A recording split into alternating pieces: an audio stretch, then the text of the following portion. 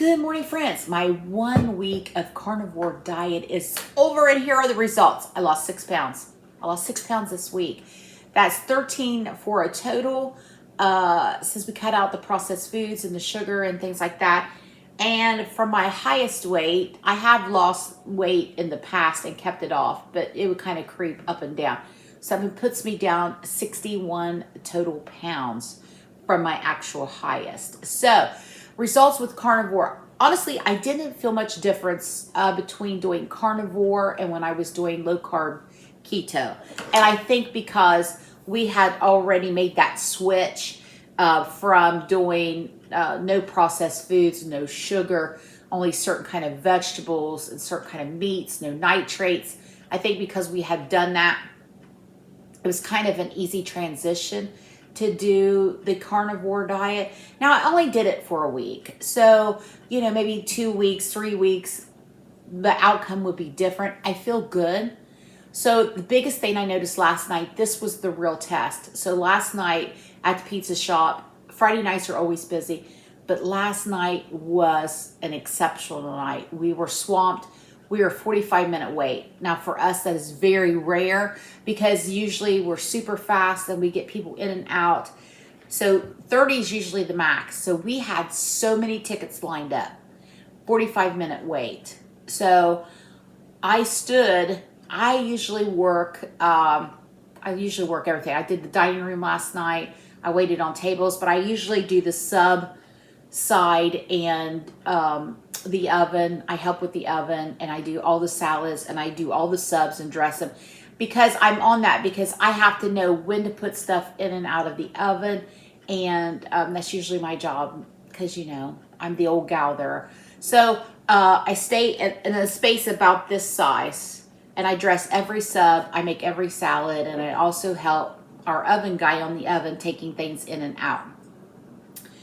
So I stood there for 5 hours, literally. We did not sit down all night.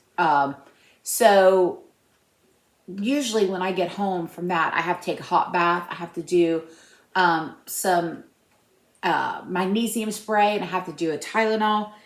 I didn't have to do any of that last night. I took a hot bath just because I was sweaty and gross. I slept fine, no aches, no pains, no leg pain.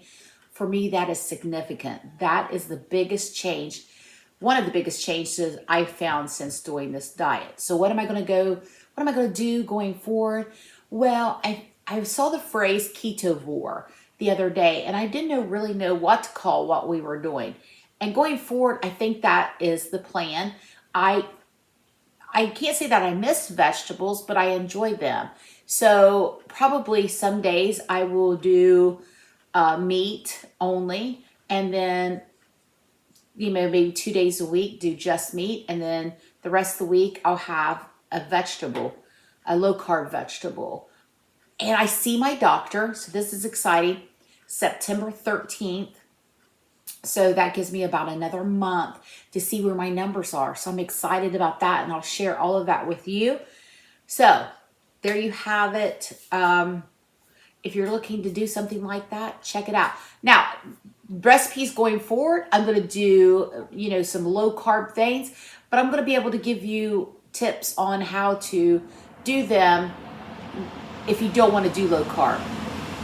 I'll give you options, okay? So like this. This is an option. I'm going to make a crustless cheesecake for my birthday dessert. I already cut up some strawberries. So this is an option that you can make it low carb or make it regular. So let's get to it.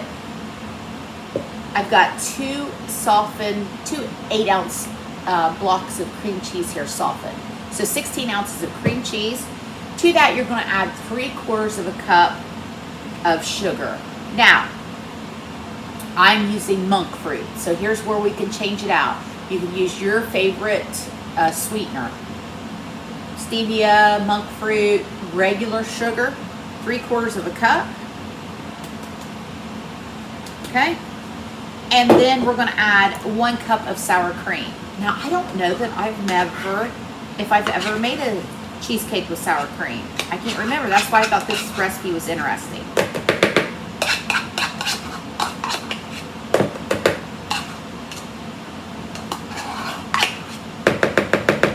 Gonna do 1/4 teaspoon of salt, and I'm just gonna do a pinch. And we're gonna do 1 teaspoon of vanilla. I'm just gonna measure with my heart. There we go. And I'm gonna mix this up, and I'm gonna come right back, and then we're gonna add the other ingredients. So we're back. Just mixed that up with my hand mixer. Now the original recipe calls for 2 tablespoons of flour.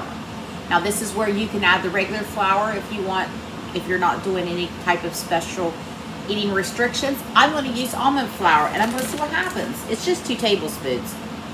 I thought about not even putting it in, but I thought, well, I'm just going to do it and see what happens.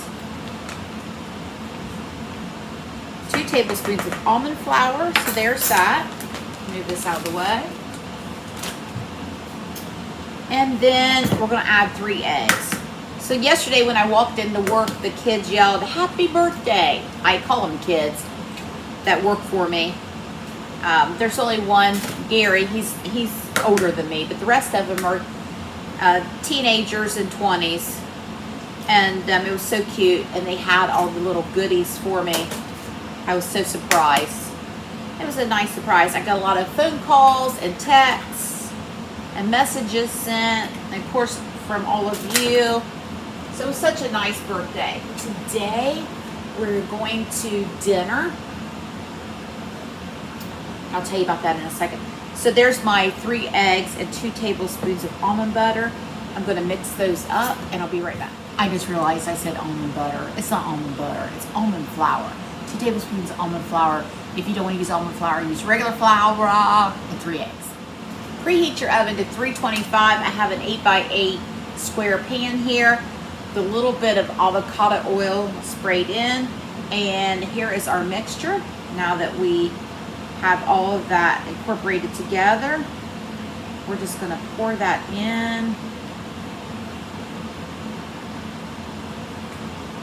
Look at that, friends.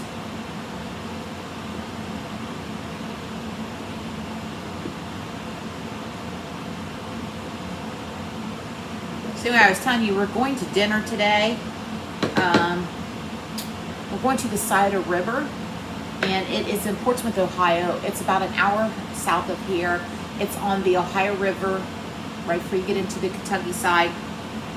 And it's a steakhouse. They wood fire cook the steaks. Looking forward to that. And I'm going to have a vegetable. And I can't decide between the green beans and a salad. And I may splurge. It's my birthday. It's still my birthday. The whole month of August is my birthday. I may have salad and green beans. Oh, look at me. All right, so, and I'll take my, listen, I learned how to edit videos and things with my phone. So now I'll be able to record things with my phone and upload them and share a little bit more of my life outside of the kitchen with you, if you want to see. So here's the cheesecake, 325 for about 45 minutes. So I'm going to set it for 45, and then I'll come back and let you know the exact time for my oven. Everybody's oven's different. All right, there we go. Here is the finished cheesecake, our low-carb crustless cheesecake. Look at that. It looks amazing. I'm going to cover it and put it in the fridge so when we come home from dinner, we can have it, and I'll show you what it looks like then. If you'd like to check out where we're going to eat, it's called the Scioto River. It's in Portsmouth, Ohio. So we go, and I'll bring my phone along, and I'll take some pics and video and let you see what we have. All right, there you go. We're home for my birthday celebration. I had a great time with Brock and the kids. We went to dinner. We did a little shopping. I'll show you some of the things that I got later. Here is that cheesecake I made with strawberries. I'm so excited about this. I haven't had any fruit in over a week.